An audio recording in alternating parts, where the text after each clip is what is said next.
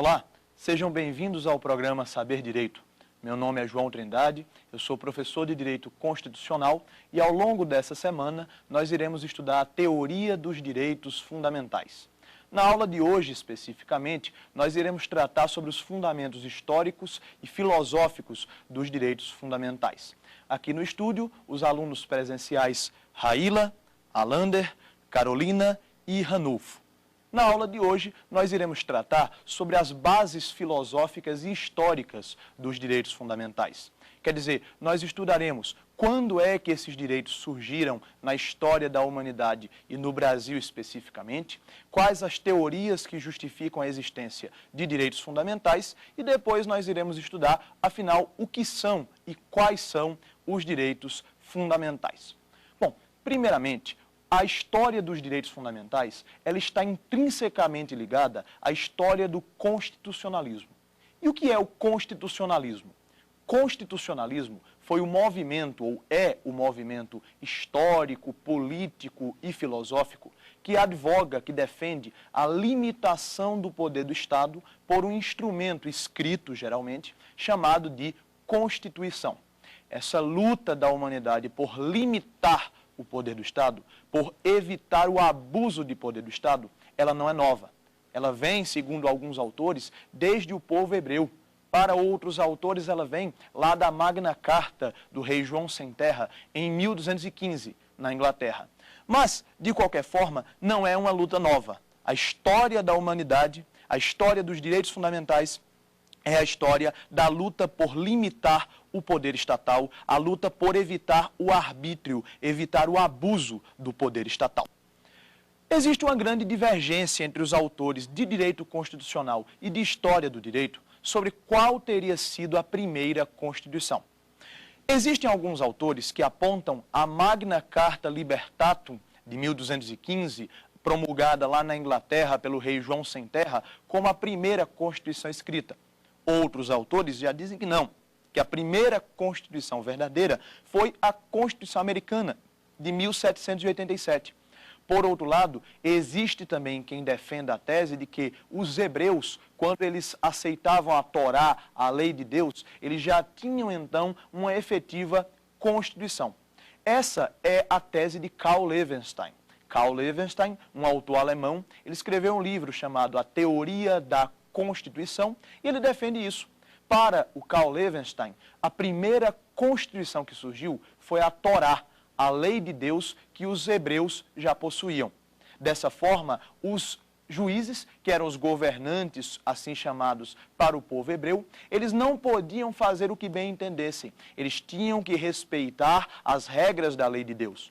Não deixava de ser, de uma certa forma, uma limitação ao poder do Estado. Quer dizer, não deixava de se reconhecer que o poder do governante não era ilimitado. O poder do governante era limitado pela lei de Deus.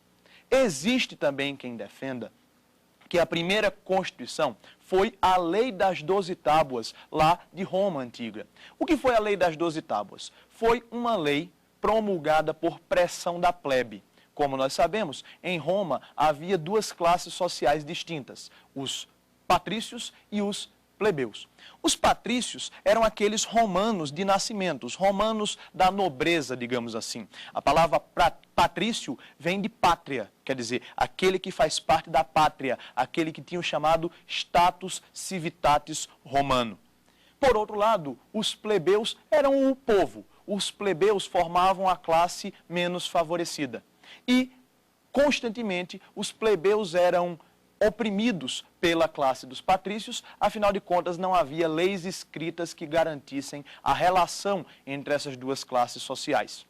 Até que os plebeus se revoltaram e, sob a liderança de várias pressões populares, os patrícios foram obrigados, então, a promulgar uma lei escrita, prevendo regras escritas de direito. Foi a Lei das 12 Tábuas, a Lex Duodecimum Tabularum, talvez uma das primeiras leis escritas da história ocidental.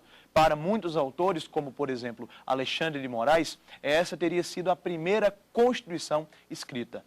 Já outros autores, e até a maioria da doutrina, a maioria dos estudiosos, defendem outros autores que a primeira Constituição verdadeira foi a Magna Carta Libertatum, promulgada em 1215 na Inglaterra pelo rei João Sem Terra.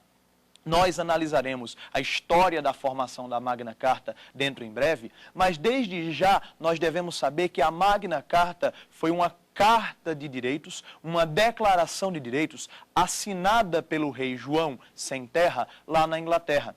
Nessa carta, nessa declaração de direitos, a Magna Carta, já se reconheciam vários direitos fundamentais que hoje estão positivados nas constituições do mundo, inclusive na Constituição brasileira, como é, por exemplo, o tribunal do júri, o devido processo legal e a anterioridade tributária. Mas existe uma crítica a essa teoria de que a primeira Constituição da história teria sido a Magna Carta Libertatum de 1215. Carl Schmitt é um autor alemão que escreveu um livro intitulado A Teoria da Constituição. E nesse livro, Carl Schmitt, que era muito cáustico, era muito ácido nas suas afirmações, Carl Schmitt chega a dizer: que tipo de limitação é essa que nós temos se a Magna Carta foi dirigida apenas a reconhecer direitos da nobreza?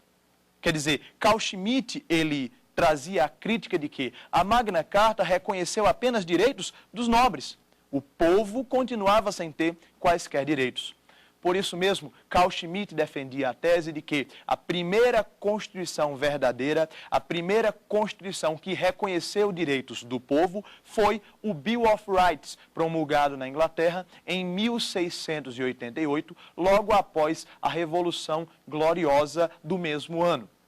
E ainda existe quem diga, essa é a teoria mais dos filósofos positivistas, há quem diga que a primeira Constituição verdadeira foi a primeira Constituição escrita, a Constituição Americana de 1787, derivada do Pacto da Filadélfia, quando as 13 colônias norte-americanas resolveram dar-se uma carta constitucional, uma Constituição. Mas o importante é que não interessa a dúvida sobre qual foi a primeira Constituição. O que interessa a gente lembrar é que a luta por direitos fundamentais, a luta por limitar o poder do Estado, não é uma luta nova. É uma luta que nasce com o próprio desejo do ser humano de limitar o poder do Estado. Dessa forma, sabendo que existe uma grande controvérsia sobre qual teria sido a primeira Constituição, é preciso que nós entendamos o evolver histórico, ou seja, o desenvolvimento histórico do constitucionalismo, para que nós então possamos ter uma noção sobre como e quando surgiram os direitos fundamentais. Realmente, nós estudaremos na nossa próxima aula as características dos direitos fundamentais. E uma das suas principais características é a historicidade. Quer dizer, os direitos fundamentais, eles não são um dado imutável. A definição de quais direitos são fundamentais varia de época para época, varia de acordo com o momento histórico. Daí a suma importância de a gente ter bases históricas sólidas para entender o desenvolvimento dos direitos fundamentais. Como nós falamos, o movimento constitucionalista não é novo. O movimento constitucionalista, ele vem lá da Idade Antiga.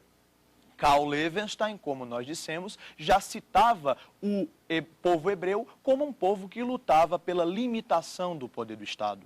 Também em Roma Antiga, a lei das 12 tábuas nada mais foi do que a luta pela limitação do poder estatal, a tentativa de evitar o arbítrio do poder estatal. Também na Grécia.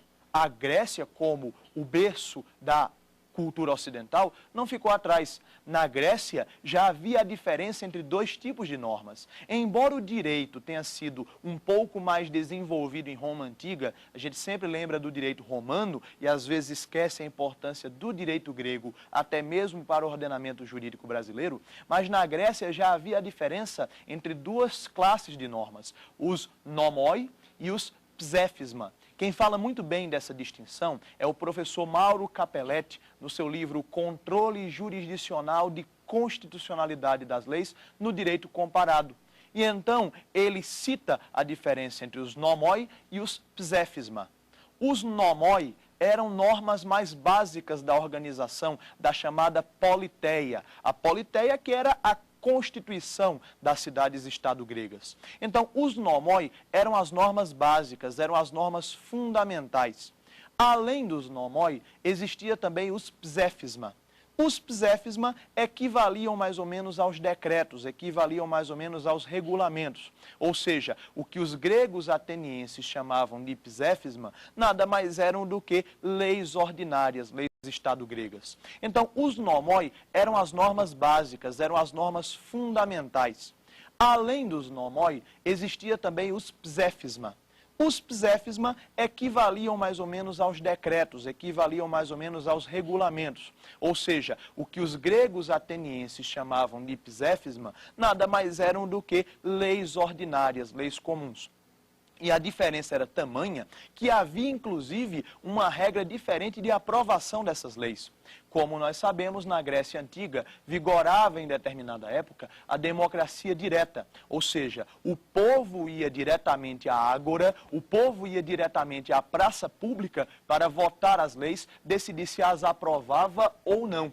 Havia um procedimento de convocação dos cidadãos atenienses, por meio de vários mensageiros, combinava-se um dia, naquele dia então havia vários oradores que iriam discursar contra a lei e a favor daquele projeto de lei, e ao final fazia-se uma votação para escolher qual era a decisão final, se o projeto de lei estava aprovado ou estava rejeitado.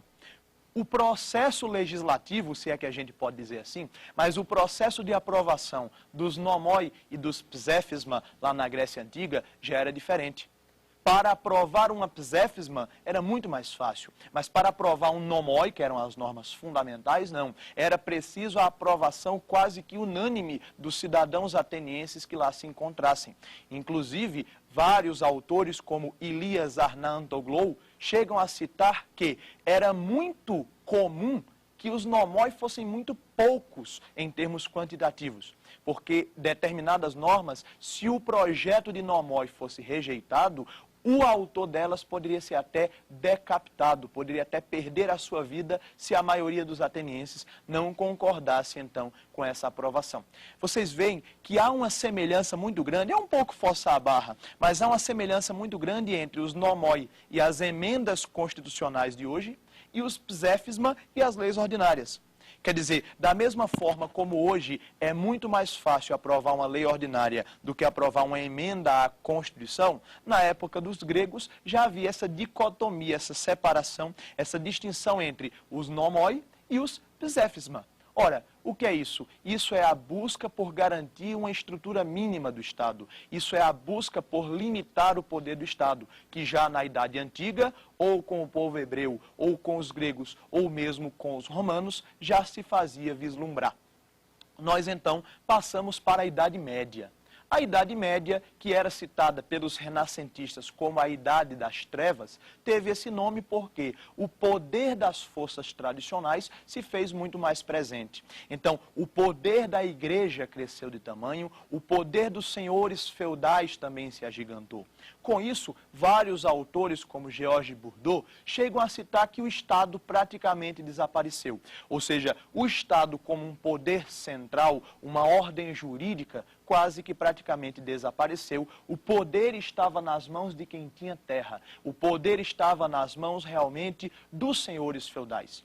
Mas mesmo na Idade Média, o movimento, a luta dos cidadãos para limitar o poder do Estado não cessou. Foi na Idade Média que a gente teve um dos maiores e mais importantes documentos da história constitucional, que foi a Magna Carta Libertatum do rei João Sem Terra. Mas para a gente falar um pouco sobre a Magna Carta, é preciso a gente ter um pouco da ideia de como foi a história da Inglaterra. A Inglaterra, ela foi ocupada logo após a queda do Império Romano pelos povos anglos e saxões. Como nós sabemos, havia a dominação europeia pelo Império Romano.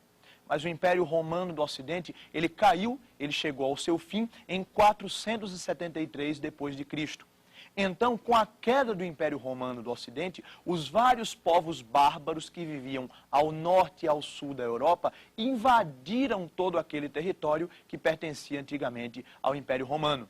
com a Grã-Bretanha, quer dizer, com a ilha que contém hoje o Reino Unido e a Inglaterra, não foi de forma diferente. A Grã-Bretanha, que antes era dominada pelos romanos, ela foi então invadida por vários povos bárbaros, principalmente os jutos, os anglos e os saxões. É por isso que tudo que vem da Inglaterra ou da cultura inglesa a gente chama hoje de anglo-saxônico. Quer dizer, vem dos povos anglos e dos povos saxões. Só que os anglos e os saxões eram povos politicamente atrasados. Quer dizer, eles viviam numa estrutura tipicamente feudal. Eles sequer sabiam ler e escrever. Quando então, em 1066, aconteceu a invasão normanda. Quer dizer, os normandos, que eram povos francos, ou seja, do continente europeu, os normandos, sob a liderança do rei Guilherme de Orange e Guilherme II, eles invadiram a Inglaterra. Eles invadiram a Inglaterra em 1066 e dominaram, subjugaram os povos anglos e os saxões que já ocupavam aquelas terras. Guardadas as devidas proporções, seria como se hoje a Argentina invadisse o Brasil, tirasse o presidente da República e colocasse a presidenta argentina para governar. É claro que a gente não iria gostar nada dessa história. Por isso que os anglos e os saxões, os barões feudais que já ocupavam a Inglaterra, ficaram subjugados, mas nunca gostaram daquela ocupação normanda. O rei Guilherme de Orange governou de 1066 em diante, quer dizer, nós estamos ainda na época do feudalismo, ainda na época da Baixa Idade Média, só que chegou a um ponto em que, em 1215, assumiu um rei que não tinha terra, o rei João, conhecido como o Sem Terra. Imaginem vocês, nós estamos numa época do feudalismo, numa época em que tem poder quem tem terra, e assume na Inglaterra um rei estrangeiro que não tem terras, que não tem feudos, porque ele não era o primogênito, ele assumiu após a morte do irmão mais velho. O rei John, o Sem Terra, conhecido no Brasil como João, o Sem Terra, ele não tinha então muito poder político, ele era um rei politicamente frágil. E então os barões feudais, os barões anglos e saxões, aproveitaram essa fraqueza política do rei João para impor-lhe o reconhecimento de direitos básicos, de direitos fundamentais. Surgia então a Magna Carta Libertatum do rei João Sem Terra. A Magna Carta Libertatum era a carta maior de liberdade, uma exigência feita pelos barões feudais para que o rei João Sem Terra reconhecesse determinados direitos básicos. Dentre esses direitos, havia vários que hoje são reconhecidos pela nossa Constituição. É o caso, por exemplo, da anterioridade tributária, a regra de que não se pode criar um tributo sem uma prévia aprovação por meio de lei, com o consentimento do parlamento. É o caso também do que hoje nós chamamos devido processo legal. Na Magna Carta Libertatum já havia uma regra que era chamada cláusula do Law of the Land. Essa cláusula do Law of the Land dizia que nenhum homem, quer dizer, nenhum ser humano, poderia ser processado senão pela lei da sua terra, Law of the Land. Essa regra foi então evoluindo e virou o princípio do Due Process of Law, que é traduzido no Brasil como o devido processo legal e que hoje está positivado na nossa Constituição Federal, no artigo 5º, inciso 54, quando se diz que ninguém será privado da sua liberdade ou dos seus bens sem o devido processo legal. Também o Tribunal do Júri já estava previsto na Magna Carta Libertatum do rei João Sem Terra, lá em 1215, na Inglaterra. A instituição do Tribunal do Júri, que hoje é garantida na nossa Constituição, no artigo 5º, inciso 38, o Tribunal do Júri já era previsto como uma garantia na Magna Carta. Era a garantia dos cidadãos ingleses de não serem julgados a não ser por um conselho de seus pares, a não ser por um tribunal formado por pessoas da própria comunidade. Veja-se que isso aconteceu lá na Baixa Idade Média, lá em 1215, na época do feudalismo, já se promulgou uma carta reconhecendo direitos básicos. Foi um antecedente importantíssimo na luta da humanidade por limitar o poder do Estado, por reconhecer direitos básicos e inalienáveis, os que hoje são conhecidos como direitos fundamentais. E foi então seguindo a história inglesa, até que nós chegamos na chamada Idade Moderna. A Idade Moderna ela foi marcada pelas chamadas revoluções liberais, as revoluções burguesas, as revoluções que tentaram, mais uma vez, limitar o poder do Estado. Porque após a Idade Média veio o absolutismo. No absolutismo nós vivemos uma fase em que o poder do rei era ilimitado. Dizia-se naquela época que o poder do rei vinha diretamente de Deus. Era a teoria da investidura divina dos governantes. E então, os reis aproveitavam essa situação para se irrogarem, para trazerem para si mesmos poderes absolutos. Na época do absolutismo, dizia-se que o rei tinha poder de vida e de morte sobre os cidadãos. Chegava-se a dizer, "The king can do no wrong." O rei não erra, o rei não pode errar, porque o rei é uma entidade semidivina. Passada essa fase, a humanidade voltou a lutar pela limitação do poder estatal.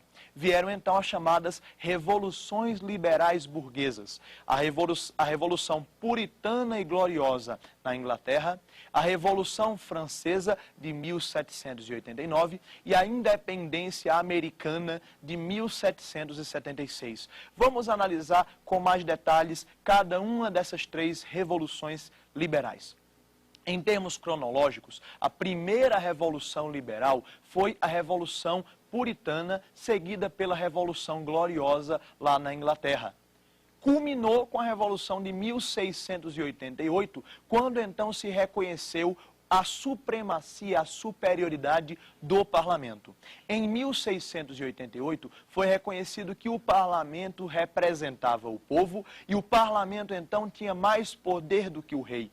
Foi justamente em 1688, ao final da Revolução Gloriosa, que houve a separação entre o poder do rei e o poder do parlamento.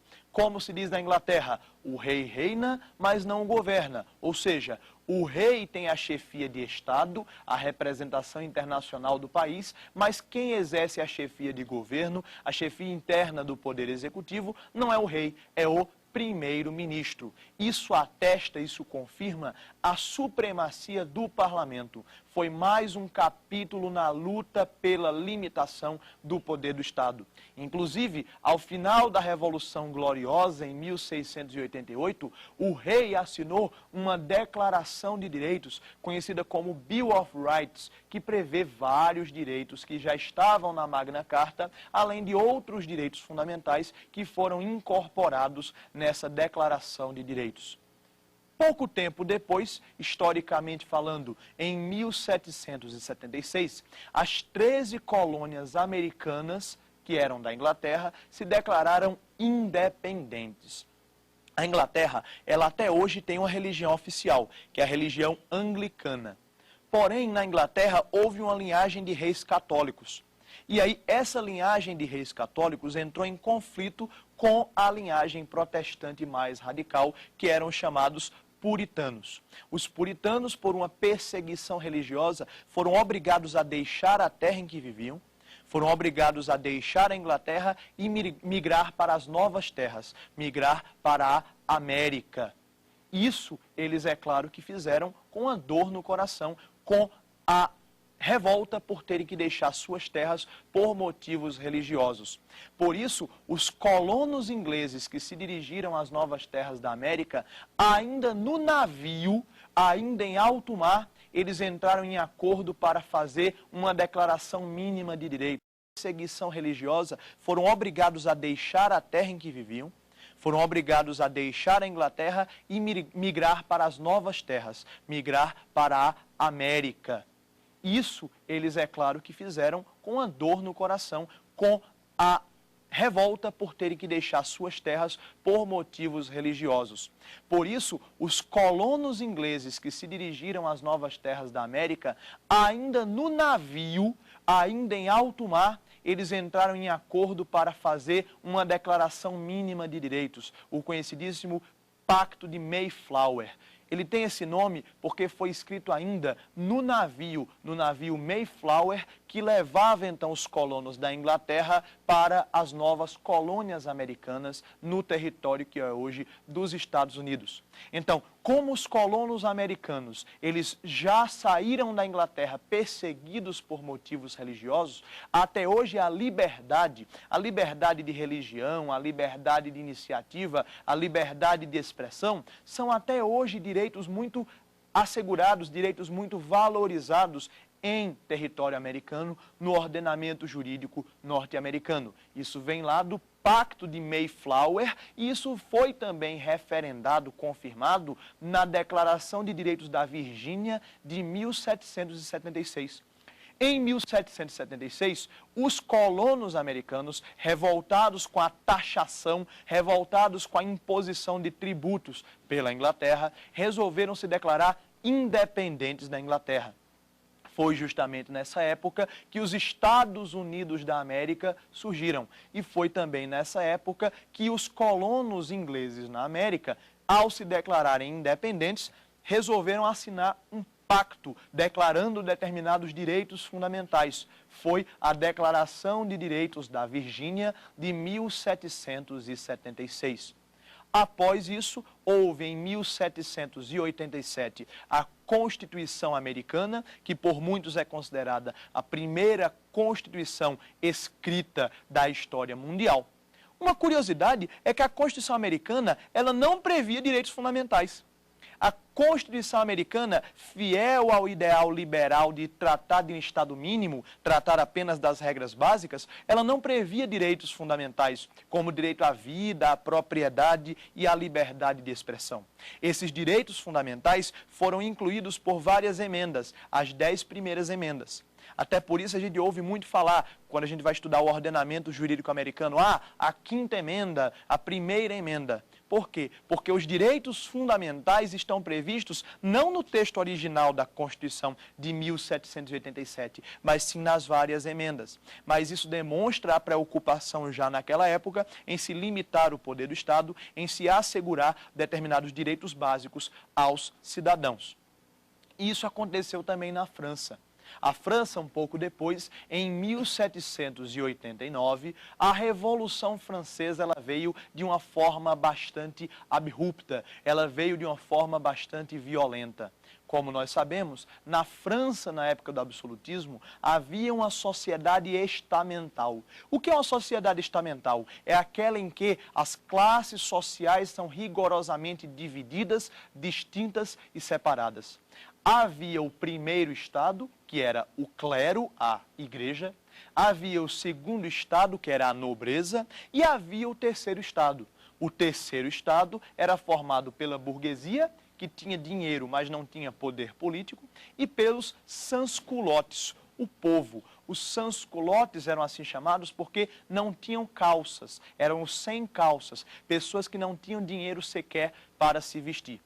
A burguesia, então, que tinha dinheiro, tinha recursos materiais, mas não tinha poder político, resolveu se unir ao povo, aos sans-culottes, para brigar, para lutar por instituir um regime que limitasse os poderes da nobreza e do clero. Surgiu, então, o movimento que desaguou na Revolução Francesa de 14 de julho de 1789, com a tomada da Bastilha.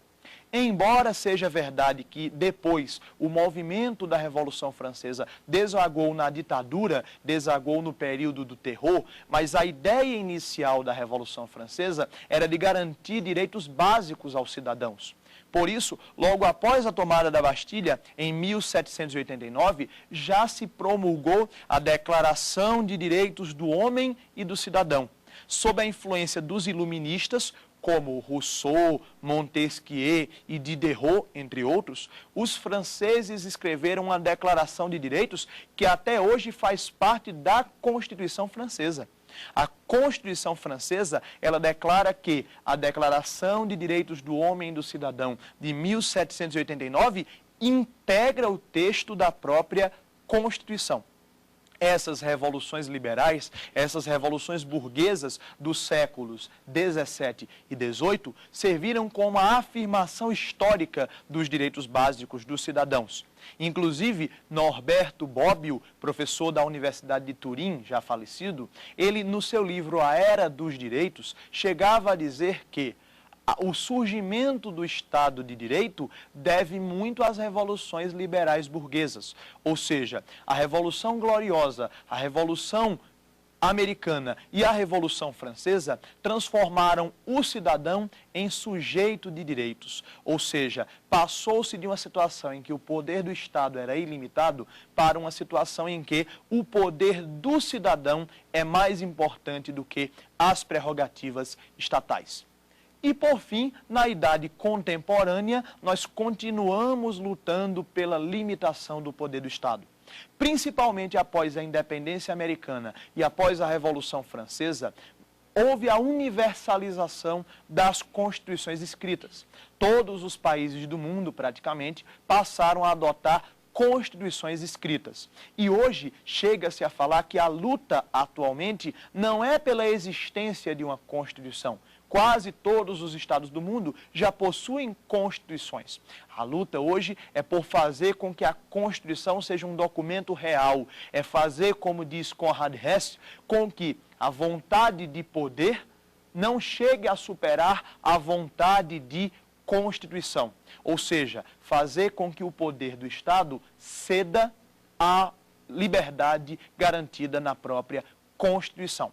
É claro que nós tivemos percalços, por exemplo, em 1933, uma das constituições mais avançadas da época, que foi a Constituição da República de Weimar da Alemanha, ela foi simplesmente jogada no lixo pelo movimento do nacional-socialismo, o movimento nazista, que em 1933 ascendeu ao poder na Alemanha.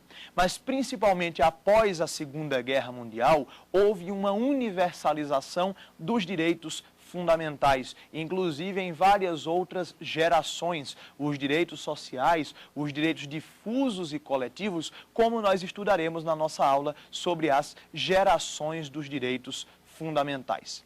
Essa era uma base mínima que a gente tinha que ter para poder entrar, então, definitivamente no estudo dos direitos fundamentais, no estudo da teoria dos direitos fundamentais. Não dá para entender como são os direitos fundamentais hoje sem entender como eles foram conquistados. Usando as palavras do professor Miguel Reale, saudoso professor da USP, os direitos fundamentais não são um dado, os direitos fundamentais são um construído. Ou seja, os direitos fundamentais foram sendo construídos historicamente, foram sendo conquistados historicamente. Tanto que existe a tese da afirmação histórica dos direitos fundamentais. Agora que nós já sabemos como esses direitos fundamentais surgiram, é preciso que nós entendamos quais as teorias do direito que justificam a existência dos direitos fundamentais. O direito é uma ciência humana, por isso mesmo há várias divergências no âmbito do seu estudo. Todos os estudantes de direito sabem que existem sempre várias correntes de pensamento sobre qualquer tema relativo ao direito, ainda mais em questões teóricas como fundamento dos direitos fundamentais. Existem basicamente três teorias que justificam a existência de direitos fundamentais. A teoria jusnaturalista, a teoria positivista e também a teoria realista. O que diz o jusnaturalismo? O jusnaturalismo, os defensores do chamado direito natural, defendem que existem determinados direitos pré-positivos. Traduzindo, existem alguns direitos que, mesmo não estando escritos, mesmo que não estejam garantidos pelas leis do Estado, existem determinados direitos que pré-existem. Existem determinados direitos que eles se verificam pela própria natureza humana. São chamados direitos naturais, como o direito à vida, à liberdade e à propriedade. Para os que professam a teoria jusnaturalista de que haveria direitos antes mesmo do seu reconhecimento pelo Estado, os direitos fundamentais seriam justamente esses direitos pré-positivos. Ou seja, os direitos fundamentais seriam aquelas prerrogativas que derivam da própria natureza humana, direitos que não podem ser negados pelo Estado, como o direito à vida, o direito à liberdade e o direito à igualdade. Outra teoria é a teoria positivista. Para os que defendem o chamado positivismo, o direito nasce com o Estado. Ou seja, quando um determinado país cria uma lei, ele está então reconhecendo que aqueles direitos são os direitos básicos que deverão ser assegurados. Então, os positivistas, eles defendem que os direitos que são fundamentais são aqueles reconhecidos efetivamente pelas leis do Estado. E ainda existe a teoria realista norte-americana, que traz uma visão bem interessante. Os realistas, eles defendem que os direitos fundamentais são aqueles conquistados historicamente pela sociedade. Bom, alguém tem alguma dúvida, algum esclarecimento sobre essa questão das teorias que justificam os direitos fundamentais? Pode falar, Ranulfo. Bom, meu nome é Ranulfo, eu sou aluno da instituição UDF e gostaria de saber se o positivismo é compatível com a ideia de direitos fundamentais. Pois bem, é sim. Existem várias teorias que justificam os direitos fundamentais. Uma delas é a teoria positivista. O positivismo é muito atacado quando se diz que ele não seria compatível com a ideia de direitos fundamentais. Alguns autores chegam a dizer, inclusive, que foi o positivismo o responsável pela ascensão do nazismo lá na Alemanha. Todavia, os autores positivistas mais modernos, inclusive Kelsen, Hart e vários outros autores que defendem a tese positivista, são nítidos defensores da ideia de direitos fundamentais. A diferença é que, para os que defendem a tese jusnaturalista, do direito natural, os direitos fundamentais existirão mesmo que não sejam reconhecidos pelo Estado. Mas para os positivistas, não. Os direitos fundamentais são aqueles previstos ou aceitos na Constituição. Mas, realmente, a tese positivista não é incompatível com a ideia de direitos fundamentais. Agora, é preciso que a gente saiba também, no Brasil, quais são os princípios que justificam a existência de direitos fundamentais. A doutrina cita dois: o princípio da dignidade humana e o princípio do Estado de Direito. O que é a dignidade humana? É um conceito muito difícil de a gente definir. Os autores, os filósofos, vêm ao longo dos tempos tentando definir o que é dignidade humana sem chegar num conceito razoável. Para mim, até hoje, a melhor definição foi de André Malraux, um filósofo francês que disse: não sei o que é a dignidade, sei, porém, muito bem o que é a falta de dignidade. A dignidade humana é um princípio fundamental, é um fundamento da República Brasileira, prevista lá no artigo 1º, inciso 3º. Immanuel Kant, no seu livro Fundamentos da Metafísica dos Costumes, ele dizia que as coisas têm preço, as pessoas não. As pessoas têm dignidade. O que é que isso quer dizer? As coisas têm valor de troca. Isso quer dizer, as coisas têm valor de troca, por mais valiosas que elas sejam. Mas as pessoas não. A vida humana tem um valor intrínseco. Por isso, as coisas têm preço, mas as pessoas têm dignidade. Dessa forma, a dignidade humana nada mais é do que o reconhecimento de que todo ser humano, pelo simples fato de ser humano, ele tem um núcleo de direitos básicos que não podem ser violados. Que direitos básicos são esses? Justamente os direitos fundamentais. Por isso, inclusive, boa parte da doutrina chega a dizer que os direitos fundamentais têm sua origem, têm seu nascedouro no princípio da dignidade da pessoa humana. Ou seja, a dignidade humana seria um tronco do qual nascem todos os direitos fundamentais. Existem autores, como o professor Canotilho, de Portugal, que negam esse fundamento. Dizem, não, nem todos os direitos fundamentais são oriundos da ideia de dignidade humana. Mas a tese majoritária é realmente essa de que os direitos fundamentais são aqueles que se ligam direta ou indiretamente ao princípio da dignidade da pessoa humana. que, apesar de ser um princípio muito abstrato, um conceito aberto, como se gosta de dizer, a dignidade da pessoa humana, ela é utilizada para decidir casos concretos. Por exemplo, o Superior Tribunal de Justiça, ele usa a dignidade da pessoa humana como fundamento para suas decisões, no sentido de que é possível o corte, por exemplo, de energia elétrica quando o usuário não faz o pagamento.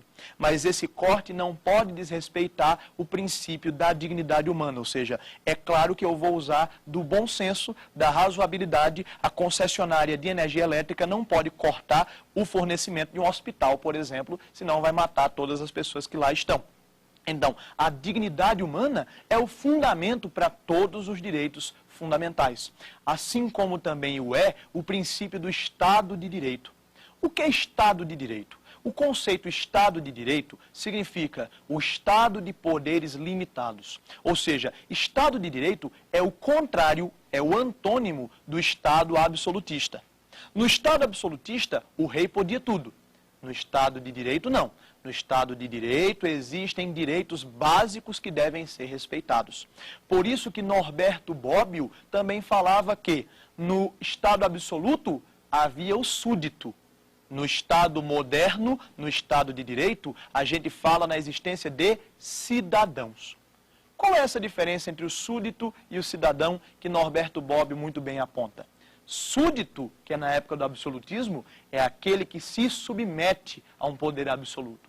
Cidadão, não. Cidadão é aquele que tem direitos básicos. Cidadão é aquele que vive na cidade. Cidadão é aquele que possui direitos fundamentais. Dessa forma, quando a nossa Constituição, por exemplo, no artigo 1º caput, prevê o princípio do Estado democrático de direito, ela está dizendo que o poder do Estado não é ilimitado. O poder do Estado é limitado pelo direito, é limitado pelas leis, é limitado pelas regras jurídicas. Se o poder do Estado não é ilimitado, se o poder do Estado encontra limites, esses limites são justamente os direitos fundamentais. Então, nós podemos dizer que os fundamentos, ou seja, as justificativas lógicas, os princípios que justificam a existência dos direitos fundamentais, são basicamente dois. A dignidade humana, prevista lá no artigo 1º, inciso 3º da Constituição Federal, e o princípio do Estado democrático de direito, previsto também no artigo 1º, só que no caput do artigo 1º da Constituição Federal. E aí, a gente agora, com esse fundamento histórico e filosófico, a gente já pode definir, afinal de contas, o que são os direitos fundamentais e, principalmente, quais são os direitos fundamentais. Muitos autores usam terminologias diversas. Existe uma verdadeira balbúrdia em termos de nomenclatura. Alguns autores falam em direitos do homem, outros em liberdades públicas, outros em direitos humanos. Existe também quem fala em direitos fundamentais e existem até autores como Manuel Gonçalves Ferreira Filho que falam em direitos humanos fundamentais. Afinal de contas, qual é a nomenclatura mais adequada? Essa questão é uma questão terminológica essencial para a gente poder entender do que a gente está falando. A doutrina vem preferindo usar a nomenclatura direitos fundamentais, que é também o nome que se usa na Constituição Federal no título 2. Dessa forma, os direitos fundamentais são os direitos básicos previstos na Constituição. Alguns autores, como Alexandre de Moraes, chegam a dizer que seriam sinônimas as expressões direitos fundamentais e direitos humanos, mas não é a tese que prevalece. Hoje em dia, a maioria dos doutrinadores defende a nomenclatura direitos fundamentais. Por quê? Direitos fundamentais são aqueles reconhecidos internamente por cada país.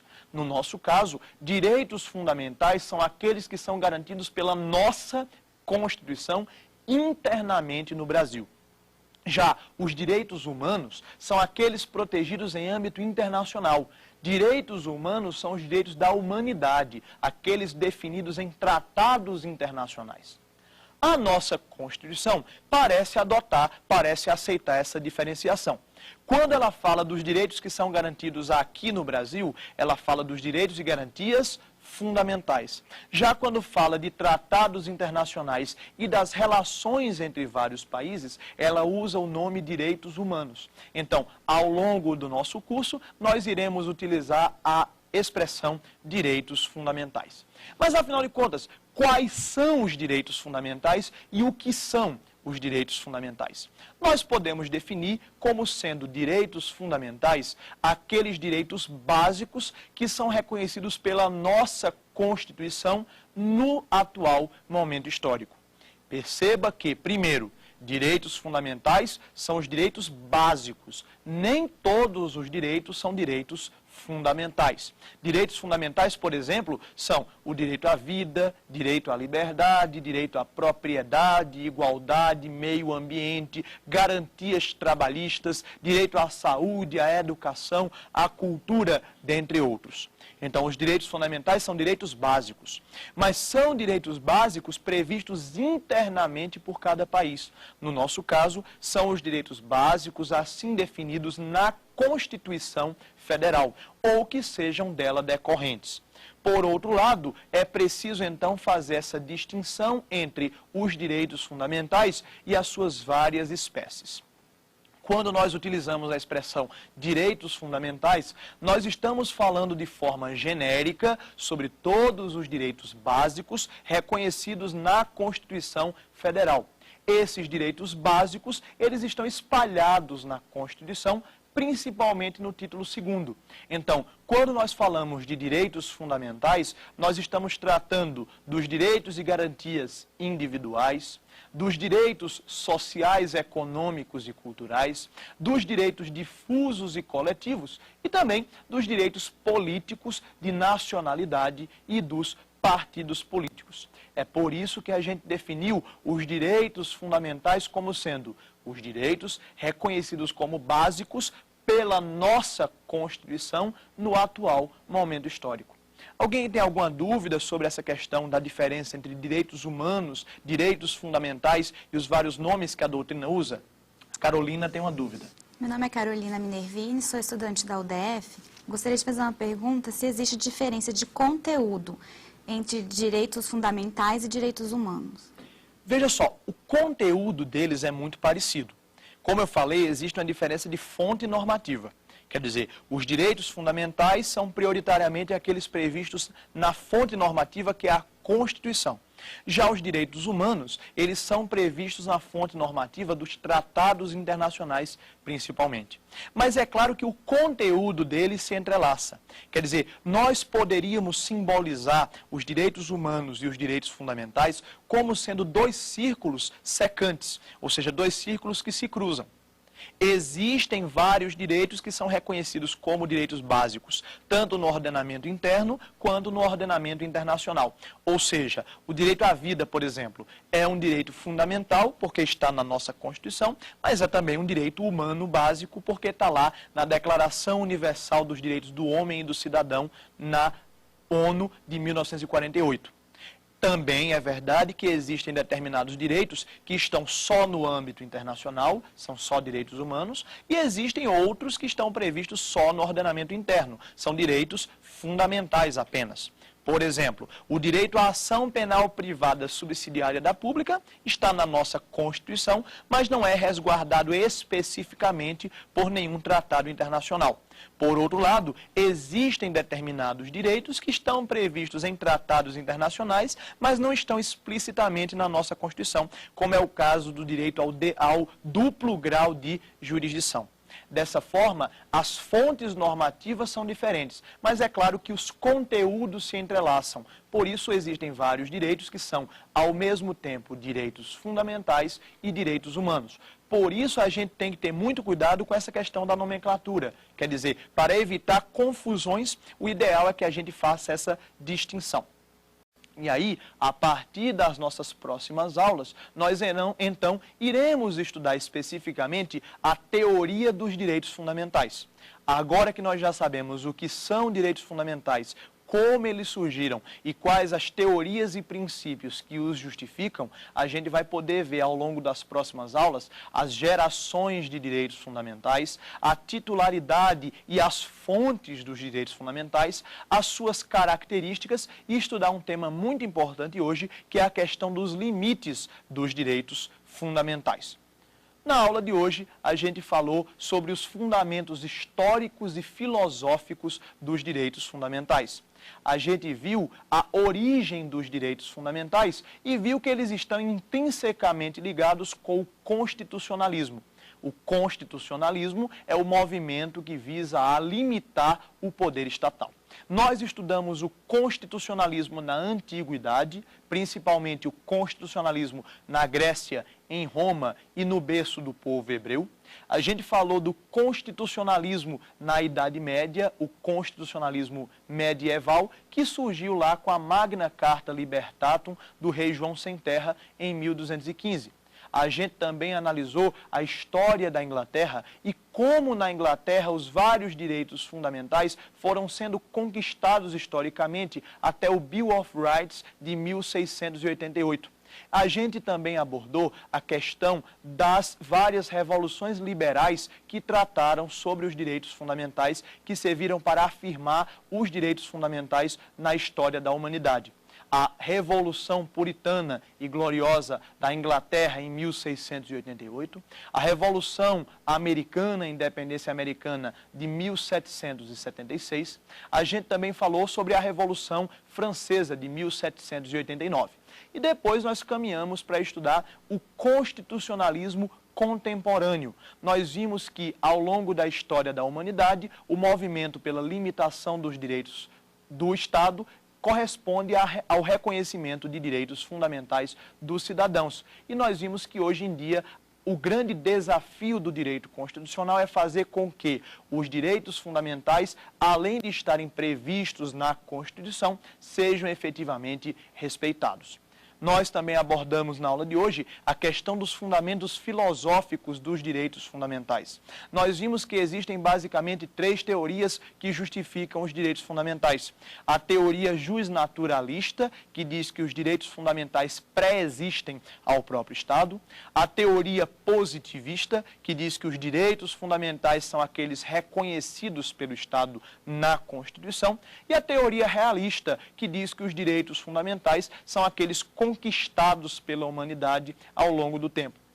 E nós também tivemos a oportunidade de analisar 2 princípios básicos que justificam a existência dos direitos fundamentais. Foram justamente os princípios relativos à dignidade da pessoa humana e os princípios relativos ao Estado democrático de direito, o Estado de poderes limitados. Depois, nós falamos também da nomenclatura que é adotada. Existem vários nomes que são adotados na doutrina: direitos do homem, liberdades públicas, direitos fundamentais, direitos humanos. Nós adotamos a preferência pela nomenclatura direitos fundamentais porque é mais adequada em relação à nossa Constituição. Nós vimos que os direitos fundamentais são garantidos internamente na própria Constituição, enquanto que os direitos humanos são aqueles garantidos externamente em tratados internacionais. Você está convidado para a nossa próxima aula, quando então nós estudaremos as características dos direitos fundamentais. Nós veremos o que diferencia os direitos fundamentais dos demais direitos garantidos no ordenamento jurídico brasileiro. Nós veremos as várias características dos direitos fundamentais, como a historicidade, a relatividade e a sua eficácia vertical e também horizontal. Você pode rever esse programa no canal do STF no YouTube, www.youtube.com/STF. E também pode assisti-lo pelo site da TV Justiça, www.tvjustiça.jus.br, e pode inclusive fazer o download do programa. Mande as suas dúvidas, críticas e sugestões também para o nosso e-mail, saberdireito@stf.jus.br. Não perca o próximo programa Saber Direito, em que nós falaremos sobre as características dos direitos fundamentais, dando seguimento ao nosso curso de Teoria dos Direitos Fundamentais. Até a próxima. Obrigada.